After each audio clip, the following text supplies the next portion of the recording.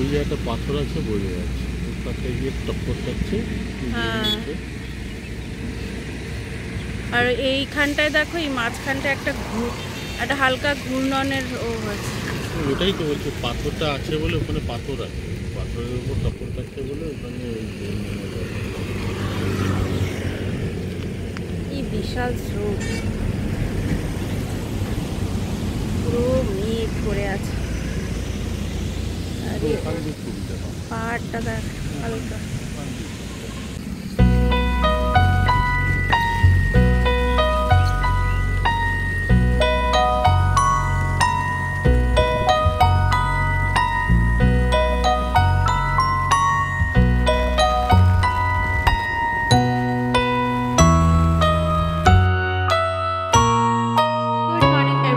Welcome back to our new blog. আজকে বৃষ্টিটা একটু ধরেছে, তাই সকালবেলা গেছিলাম মর্নিং ওয়াক। সকাল বলতে ওই 7:30 নাগাদ গেছিলাম। রোদ ওঠেনি যেহেতু না, তো হাঁটতে খারাপ লাগছিল না, ভালোই লাগছিল। তো আর জামা কাপড় দেখেছি, এই যে এইখানে কিছু মেলে দিয়েছি, এখানটা একটা দড়ি টানিয়ে, কিছু দুটো ব্যালকনিতে আছে। মানে বাইরে দিলেও কোনো হবে না, এর থেকে ফ্যানের তলায় শুকানোই ভালো, বাইরে তো রোদই নেই, শুকাবেই না। তো এখন খাচ্ছি হচ্ছে কফি খেয়ে ব্রেকফাস্ট বানাবো। ব্রেকফাস্টে আজকে হচ্ছে আলুর দম। অনেক দিন আলুর দম খাওয়া হয় না, আলুর দম আর সাথে রুটি। মিস্টার মল্লিকের তো অফিস আছে, ও এটাই টিফিন নিয়ে যাবে। ফার্স্টে ভাবলাম ওই আচারি আলুর দম হয় না, ছোটো ছোটো একদম পুরো মাখা যে আলুর দম হয়, আচারি আলুর দম। তারপরে ভাবলাম ওটা একদম শুকনো শুকনো হবে, শুকনো শুকনো এরা আবার খেতে পারে না, রুটিও শুকনো, ওই তরকারিটাও শুকনো হবে। তারপর ভাবছি যে না, যেরকম গ্রেভি ওই গা মাখা হয় আলুর দম, সেরকমই করবো। আলুর দমটা যেহেতু নিরামিষ করছি, তো একটু অন্যভাবে করছি আজকে। এখানে গোটা ধনে, গোটা মৌরি, শুকনো লঙ্কা, এখানে হচ্ছে দারচিনি আর একটু পোস্ত, আর এটা হচ্ছে কাশ্মীরি রেড চিলি। তো এইগুলো হচ্ছে এখন একটু ফ্রাই করে নেব, শুকনো কড়াইয়ে ফ্রাই করে নিয়ে তারপর এগুলোকে ভালো করে গ্রাইন্ড করে নেব। নিরামিষে কিন্তু এরকমভাবে রান্না করলে বেশ সুন্দর একটা গন্ধ আসে ভাজা মশলা।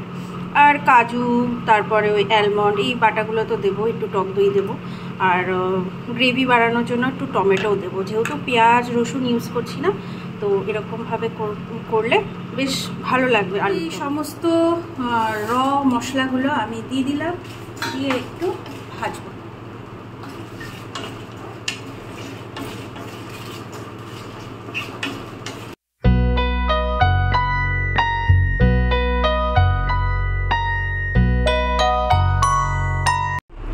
এটা মোটামুটি ভাজা হয়ে গেছে, একদম সিমে আছে করে ভেজেছি। একটা সুন্দর হালকা ফ্লেভার আসছে, ভীষণ সুন্দর একটা গন্ধ আসছে। চার মগজও ইউজ করা যায়, চার মগজটা না আমার রান্নাই হয় না, ভুলেই যাই চার মগজটা আনতে।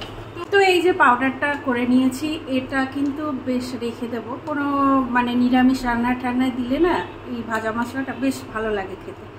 তো এটা আমার কিছুটা হওয়া থাকলো, কিছুটা আলুর দমে দেবো আর অন্য রান্নায় দিয়ে দেবো।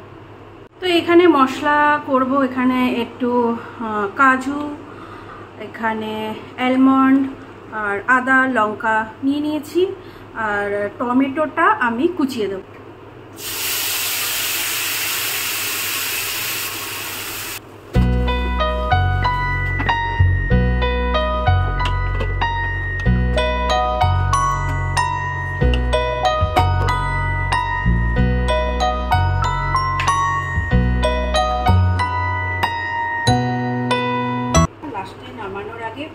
ঘি দিলে ভালো লাগে, যদি এগুলো বাসন্তী পোলাও বা ফ্রাইড রাইসের সাথে খাও, তো ঘিটা দিলে ভালো লাগে। আমি ঘিটাও স্কিপ করে যাচ্ছি। তখন ফটাফট রুটিটা করে নিই, লুচির সাথেও কিন্তু এই আলুর দম দারুণ জমে যাবে। তো এই জাস্ট সকালে দৌড়াদৌড়ি কমপ্লিট হলো, এখন বসে শান্তি সে একটা ব্রেকফাস্ট করব। আর আজকে এই পেঁপেটা এনেছিলাম, কি মিষ্টি পেঁপেটা। এই কদিন যে পেঁপেগুলো আনছিলাম একটু মিষ্টি ছিল না, পানসা। এই পেঁপেটা খেয়ে বেশ মিষ্টি, ছোট্টর মধ্যে একদম হলুদ দেখে এনেছি। আর আজকে তোমাদের সাথে আরেকটা রেসিপি শেয়ার করবো, সেটা হচ্ছে পটলের একটা রেসিপি। তো পটলের দোলমা তো অনেক খেয়েছি, পটলে দোরমা যে ভিতরে মানে বীজগুলো বের করে ওর মধ্যে চিংড়ির পুর দিয়ে বা পনিরের পুর দিয়ে। তো আজকে একদম ডিফারেন্ট ওয়েতে পনিরের মানে পটলের দোরমাটা করবো। এটা ঠিক দোরমা নয়, এটা ফ্রাই টাইপের হবে।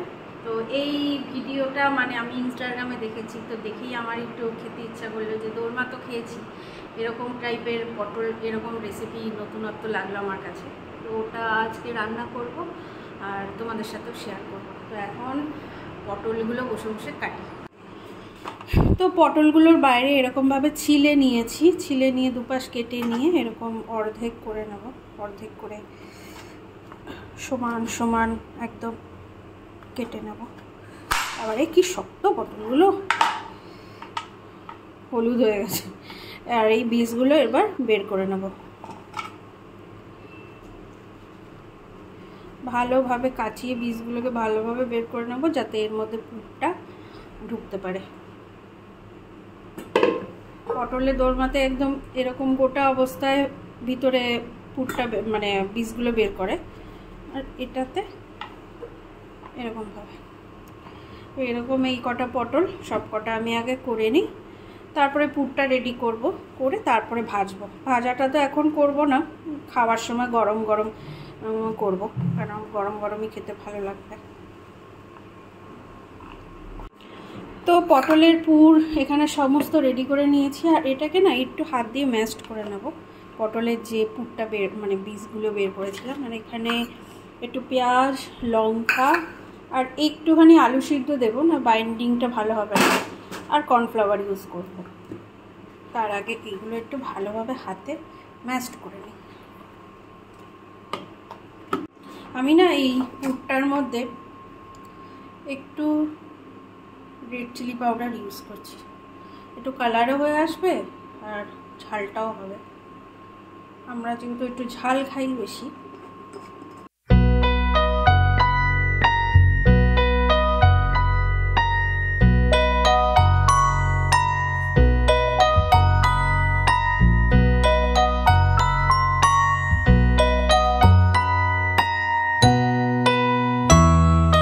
তো এখানে সবকটা পটলের সুন্দরভাবে আমি পুর ভরে নিয়েছি, এই যে দেখতে কি সুন্দর লাগছে। এবার এগুলোকে খাওয়ার সময় গরম গরম ভেজে নেবো, ব্যাস পটলের পুর ভাজা রেডি। তো স্নান টান হয়ে গেছে, এবার হচ্ছে বড়াগুলো ভাজবো। তো একটা মাথায় আইডিয়া বেরোলো, এটাতে তো কিছু দেইনি, মানে ডিম পনির কিছু দেইনি। তো এরকমভাবে ভাজলে কতটা কি টেস্ট লাগবে না লাগবে, একটু ডিমের ব্যাটার করে ওর মধ্যে একটু চুবিয়ে চুবিয়ে যদি ভাজি তো খেতে আরও বেশি ভালো লাগবে। তো এই আইডিয়াটা আমারই মাথা থেকে বেরোলো। তো দেখা যাক এরকমভাবে ভেজে এরকম কি লাগে, আশা করি ভালোই লাগবে, ডিম পড়বে তো ভালোই লাগবে খেতে। তো এখানে আমি পটলগুলো সর্ষের তেলেই ভাজবো, আর তেলটা একটু গরম হতে দিয়েছি। আর পটলগুলো যেই দেবো তেলটা কিন্তু একটু সিম করে দিতে হবে। আর এই যে ডিমের মধ্যে একটু নুন দিয়ে ডিমটাকে ফেটিয়ে নিয়েছি, এনার মধ্যে চুবিয়ে ভেজে নেব। তো এই যে পোর্শনটায় পুরটা আছে সেটাকে এরকমভাবে একটু ডিমের মধ্যে ডিপ করে, এই যে লেগে গেল, লেগে গিয়ে এটাকে এভাবে দিয়ে দিলে আমার মনে হয় এমনি ভাজার থেকে এরকম খেতে বেশি টেস্ট লাগবে।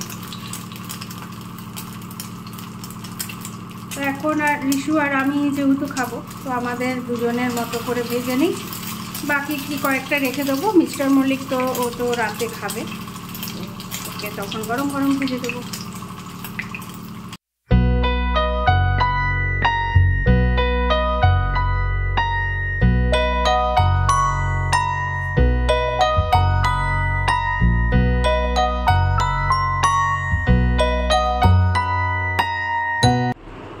এবার আমি এটা খুলে দেখব ফাইনাল কি রেজাল্ট দাঁড়ালো।